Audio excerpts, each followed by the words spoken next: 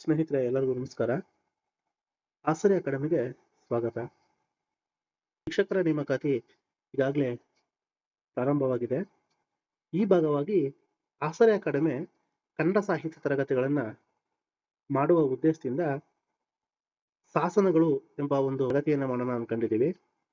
So ಶಾಸನಗಳ ಬಗ್ಗೆ ಒಂದು ಚಿಕ್ಕದಾದಂತಹ ಎಕ್ಸಾಮ್ಗೆ ಕೇಳಲೇಬಹುದಾದಂತಹ ಒಂದಷ್ಟು ಪ್ರಶ್ನೆಗಳನ್ನು ತೆಗೆದುಕೊಂಡು ಈ ಒಂದು ತರಗತಿಯಲ್ಲಿ ನೋಡೋಣ.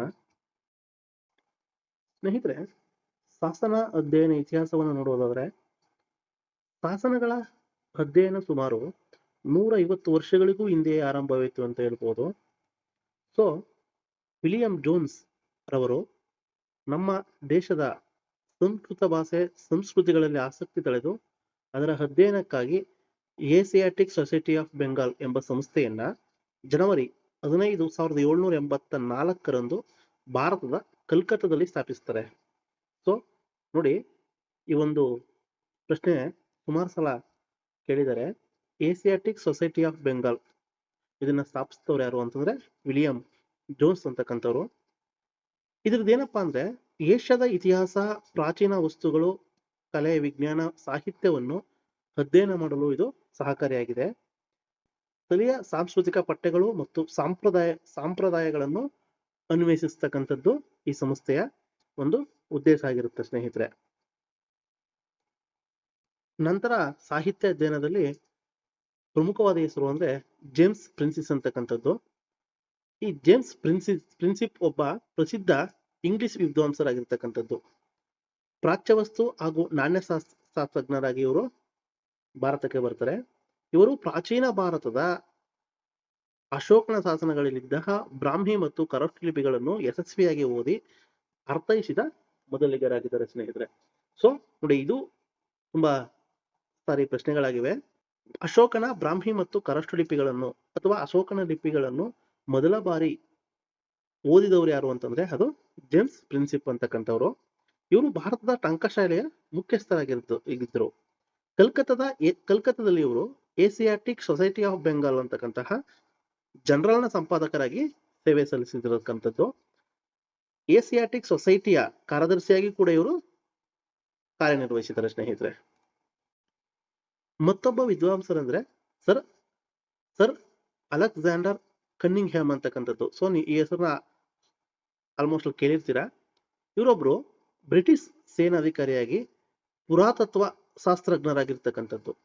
ಇವರು ಭಾರತೀಯ ಪುರಾತತ್ವ ಶಾಸ್ತ್ರದ ಜನಕ ಎಂದು ಇವ್ರನ್ನ ಕರೆಯಲಾಗುತ್ತದೆ.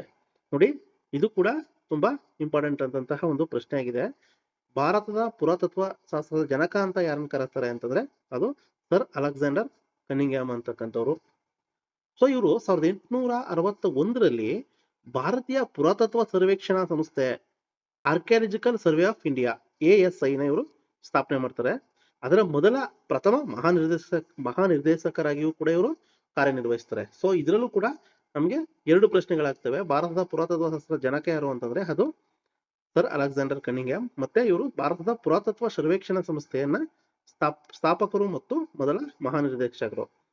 ಸೊ ನೋಡಿ, ಪ್ರಾಚೀನ ಬೌದ್ಧ ಐತಿಹಾಸಿಕ ಸ್ಥಳಗಳನ್ನ ಇವರು ಪತ್ತೆ ಹಚ್ಚುವಲ್ಲಿ, ಸಂಶೋಧಿಸುವಲ್ಲಿ ಶ್ರಮಿಸಿರ್ತಕ್ಕಂಥವ್ರು. ಸಾರನಾಥ, ಮಹಾಬೋಧಿ, ತಕ್ಷಶಿಲೆ ಇಂತಹ ಬೌದ್ಧ ದೇವಾಲಯಗಳನ್ನ ಇವರು ಏನ್ ಮಾಡಿದರೆ ಪತ್ತೆ ಹಚ್ಚಿದರೆ ಮತ್ತು ಸಂಶೋಧಿಸುವಲ್ಲಿ ಪ್ರಮುಖ ಪಾತ್ರವನ್ನ ವಹಿಸಿರ್ತಕ್ಕಂಥವ್ರು. ಸ್ನೇಹಿತರೆ, ಭಾರತ ಸರ್ಕಾರ ಪುರಾತತ್ವ ವಿಭಾಗ ಸಂಗ್ರಹಿಸಿದ ಶಾಸನಗಳ ಸಂಪುಟ. ನೋಡಿ, ಭಾರತ ಸರ್ಕಾರದ ಪುರಾತತ್ವ ವಿಭಾಗ ಏನ್ ಮಾಡುತ್ತೆ, ಒಂದು ಶಾಸನಗಳ ಸಂಪುಟವನ್ನ ಪ್ರಕಟಿಸುತ್ತೆ. ಅದ್ರ ಹೆಸರೇನಪ್ಪಾ ಅಂತಂದ್ರೆ ಕಾರ್ಪಸ್ ಇನ್ಸ್ಕ್ರಿಪ್ಷನ್ ಇಂಡಿಕಾರಂ ಅಂತಕ್ಕಂಥದ್ದು. ಈ ಸಂಪುಟವು ಭಾರತದ ಪ್ರಾಚೀನ ಮತ್ತು ಆರಂಭಿಕ ಮಧ್ಯಕಾಲೀನ ಶಾಸನಗಳ ಪ್ರಮುಖ ಸಂಗ್ರಹವಾಗಿರ್ತಕ್ಕಂಥದ್ದು. ಸೊ ನೋಡಿ, ಈ ಸಂಪುಟವನ್ನು ಮೊದಲ ಬಾರಿಗೆ 1877 ಕನ್ನಿಂಗ್ಹ್ಯಾಮ್ ಏನ್ ಮಾಡ್ತಾರೆ, ಪ್ರಕಟಿಸ್ತಾರೆ. ಇದರ ಪರಿಷ್ಕೃತ ಸಂಪುಟವನ್ನು ವುಲ್ಫ್ ಎಂಬ ಜರ್ಮನಿ ವಿದ್ವಾಂಸರು 1925 ಮತ್ತೆ ಪ್ರಕಟಿಸ್ತಾರೆ ಸ್ನೇಹಿತರೆ. ಪರಿಷ್ಕರಣೆಗೊಂಡು ಪ್ರಕಟವಾಗುತ್ತೆ. ನೋಡಿ, ಭಾರತದ ಶಾಸನ ತಜ್ಞರಾಗಿ ನೇಮಕವಾಗಿರ್ತಕ್ಕಂತಹ ಜೆಎಫ್ ಫ್ಲೀಟರು ಗುಪ್ತರ ಶಾಸನವನ್ನು 1888ರಲ್ಲಿ ಕ್ರೋಢೀಕರಿಸಿ ಇದೇ ಮಾಲೆಯ 3ನೇ ಸಂಪುಟದಲ್ಲಿ ಇದನ್ನ ಪ್ರಕಟಿಸ್ತಾರೆ. ನಂತರ ಕನ್ನಡ ಶಾಸನಗಳ ಅಧ್ಯಯನವನ್ನ ನೋಡೋದಾದ್ರೆ ಕನ್ನಡ ಶಾಸನಗಳ ಅಧ್ಯಯನ ಆರಂಭವಾದದ್ದು ಕ್ರಿಸ್ತಶಕ 1791ರಿಂದ ಎಂದು ವಿದ್ವಾಂಸರ ಅಭಿಪ್ರಾಯವಾಗಿದೆ. ಆ ವರ್ಷ ಯಾಕೆ ಅದೇ ವರ್ಷ ಹೇಳಿದೆ ಅಂದ್ರೆ ಆ ವರ್ಷ ಕಲ್ಕತ್ತೆಯಲ್ಲಿ ಪ್ರಕಟವಾದಂತಹ ಏಸಿಯಾಟಿಕ್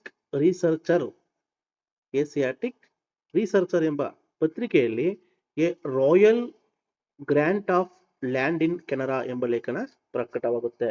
ಸೊ ಈ ಲೇಖನ ಏನಿದೆಯೋ ಇದು ಕರ್ನಾಟಕದ ಪ್ರಥಮ ಅಂದ್ರೆ ಶಾಸನಗಳ ಬಗ್ಗೆ ಕರ್ನಾಟಕದಿಂದ ಪ್ರಕಟವಾದಂತಹ ಪ್ರಥಮ ಲೇಖನವಾಗುತ್ತೆ.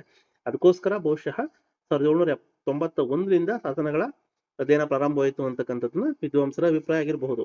ಅಲೆಕ್ಸಾಂಡರ್ ಮ್ಯಾಕ್ಸ್ವೆಲ್ ಎಂಬ ಆಂಗ್ಲ ಅಧಿಕಾರಿಯೊಬ್ಬರು ಗಣಿ ಕೆಲಸದಲ್ಲಿ ತೊಡಗಿದ್ದಂತಹ ಸಂದರ್ಭದಲ್ಲಿ ಕಾಂಚೀಪುರದ ದೇವಸ್ಥಾನದಲ್ಲಿದ್ದ ತಾಮ್ರಪಟಗಳ ಪ್ರತಿಯನ್ನು ತಾಮ್ರಪಟಗಳ ಪ್ರತಿ ಸಿಗುತ್ತೆ.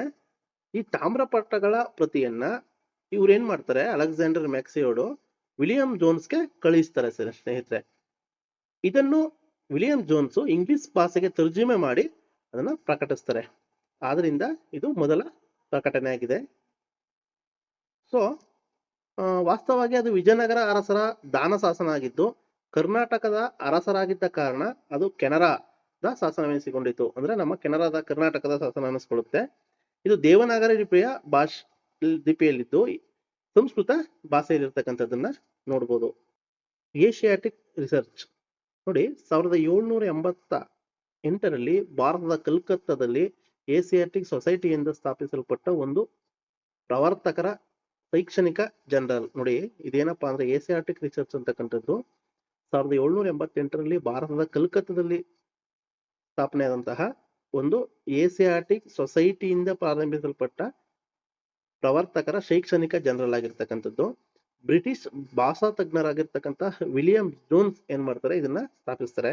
ಈ ಪ್ರಕಟಣೆಯು ಏಷ್ಯಾದ ಇತಿಹಾಸ, ಪ್ರಾಚೀನ ವಸ್ತುಗಳು, ಕಲೆ, ವಿಜ್ಞಾನ ಮತ್ತು ಸಾಹಿತ್ಯವನ್ನು ಅನ್ವೇಷಿಸಲು ಮೀಸಲಾದಂತಹ ವ್ಯವಹಾರಗಳು ಮತ್ತು ಪ್ರಬಂಧಗಳನ್ನು ಒಳಗೊಂಡಿರ್ತಕ್ಕಂತಹ ಒಂದು ಇದು ಪೇಪರ್ ಆಗಿದೆ ಅಥವಾ ಜನರಲ್ ಆಗಿದೆ ಸ್ನೇಹಿತರೆ. ಇದೇ ತರ ವಿಡಿಯೋಗಳಿಗಾಗಿ ಹೆಚ್ಚಿನ ವಿಡಿಯೋಗಳಿಗಾಗಿ ನಮ್ಮ ಚಾನೆಲ್ನ ಸಬ್ಸ್ಕ್ರೈಬ್ ಮಾಡಿ ಮತ್ತು ಶೇರ್ ಮಾಡಿ ಅಂತ ಹೇಳ್ತಾ ಥ್ಯಾಂಕ್ ಯು.